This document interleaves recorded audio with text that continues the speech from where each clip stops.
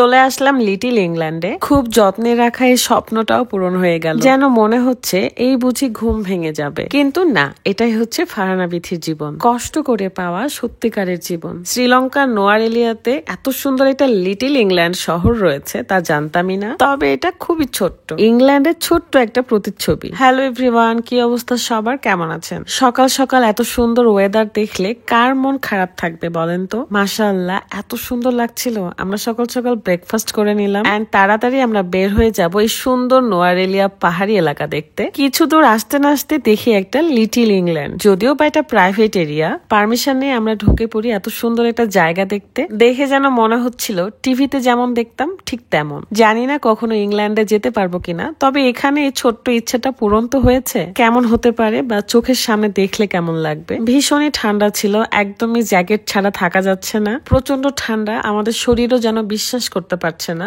হঠাৎ করে গরম থেকে শীতকালে চলে আসলাম কিভাবে। এই কারণে সবাই অসুস্থ হয়ে পড়ছে এন্ড এখন আমার গলা যে ভাঙা, এটা আপনারা বুঝতেই পারছেন। এই প্রকৃতির কারণে অসুস্থ হয়েছি, কিন্তু এর রূপ আমাকে স্ট্রং বানিয়ে রেখেছে। এখানে আমরা খুব সুন্দর একটা রোমান্টিক ভিডিও করতেছিলাম। এরকম সুন্দর জায়গায় আসলে মন অটোমেটিক্যালি ভালো হয়ে যায়। তার মধ্যে যদি ফ্যামিলি, ফ্রেন্ডস কিংবা ভালোবাসার মানুষের সাথে আসেন তাহলে তার কথাই নেই। এখানে এসে এত ভালো লাগছিল, আমরা এদিক ওদিক ছোটাছুটি করতেছিলাম। এই মানুষটার জন্যই হয়তো আজকে আমি এখানে দাঁড়িয়ে আছি, আনন্দ করতে পারছি, জীবনের এত বিলাসিতা সুখ দেখতে পাচ্ছি। আল্লাহ মানুষটাকে অনেক অনেক দিন বাঁচিয়ে রাখুক, আমার জীবনের অর্ধেক সময় নিয়ে নিক, সুস্থ রাখুক, ভালো রাখুক। বাই দ্য ওয়ে, আপনারা অনেকেই জিজ্ঞাসা করছিলেন যে আমার এই জ্যাকেটের দাম কত নিয়েছে। শ্রীলঙ্কার নোয়ারেলিয়া থেকেই নিয়েছি এবং এটা ফার্স্টে বলেছিল 17,000 রুপিয়া, পরে অনেক দামাদামি করে 12,000 রুপিয়া দিয়ে নিয়েছি, মানে বাংলাদেশি টাকা প্রায় 6-7 হাজার টাকা। মুস্তারিনেরও অনেক পছন্দ হয়েছিল, তাই সেও একটা সেম নিয়েছে। আর আমাদের মুস্কান আপু আগে কেনাকাটা করে ফেলছিল, তাই সে এই জ্যাকেটটা নেয় নাই। সে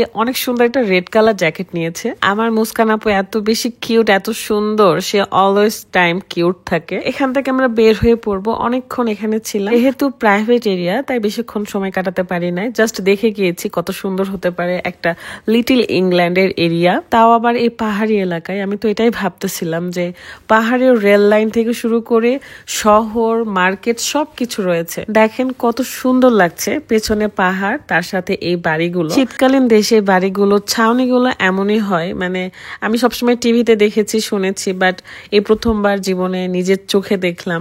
তারপর বের হয়ে গেলাম এবং বের হয়ে দেখি সুন্দর একটা রাস্তা ছিল। রাস্তাটা তো কিছু পিকচার আর ভিডিও নিলাম, কারণ এগুলো আমাদের জীবনের স্মৃতি হয়ে থাকবে। আবার কখন আসবো না আসবো তার তো ঠিক নাই। তারপর রাত হাসবা আবার 2টা জ্যাকেট নিয়েছে, কারণ তাদের নাকি আরো অনেক ঠান্ডা লাগতেছিল। যাই হোক, আমরা এখানে বাবুল পেয়েছিলাম, বাবুল কিনেছি, খুবই ভালো লাগছিল, বাচ্চাদের মতো এখানে খেলা করতেছিলাম। আমরা এখানকার একটা লেকের ধারে যাব, সেখানে অনেক মজা হবে। ওখানে একটা রাইডেও উঠেছি আমরা, সেটা ব্লগ আমি নেক্সট ভিডিওতে দিব, কারণ এখানে দিলে অনেক বড় হয়ে যাবে।